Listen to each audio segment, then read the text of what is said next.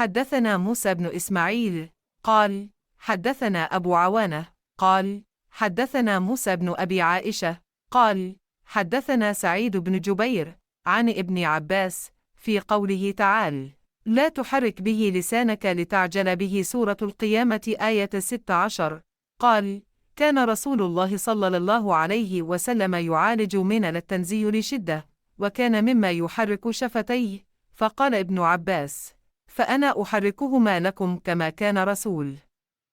الله صلى الله عليه وسلم يحركهما وقال سعيد أنا أحركهما كما رأيت ابن عباس يحركهما فحرك شفتيه فأنزل الله تعالى لا تحرك به لسانك لتعجل به 16 إن علينا جمعه وقرآنه 17 سورة القيامة آية من 16 إلى 17 قال جمعه له في صدرك وتقرأه فإذا قرأناه فاتبع قرآنه سورة القيامة آية 18 قال فاستمع له وأنصت ثم إن علينا بيانه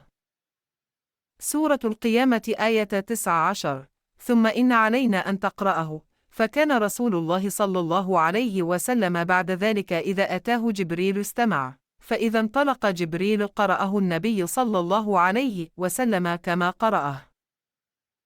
Narrated said bin Jubair, Ibn Abbas in the explanation of the statement of Allah move not your tongue concerning the Quran, to make haste therewith. 75.16 said Allah's apostle used to bear the revelation with great trouble and used to move his lips, quickly, with the inspiration. Ibn Abbas moved his lips saying, I am moving my lips in front of you as Allah's apostle used to move his. Said moved his lips saying, I am moving my lips, as I saw Ibn Abbas moving his. Ibn Abbas added, so Allah revealed, move not your tongue concerning the Quran, to make haste therewith. It is for us to collect it and to give you, O Muhammad, the ability to recite it, the Quran, 75.16-17, which means that Allah will make him, the Prophet, remember the portion of the Quran which was revealed at that time by heart and recite it.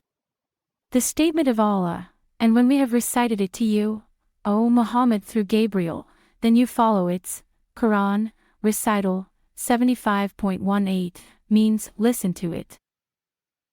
And be silent. Then it is for us, Allah, to make it clear to you, 75.19, means, then it is, for Allah, to make you recite it, and its meaning will be clear by itself through your tongue.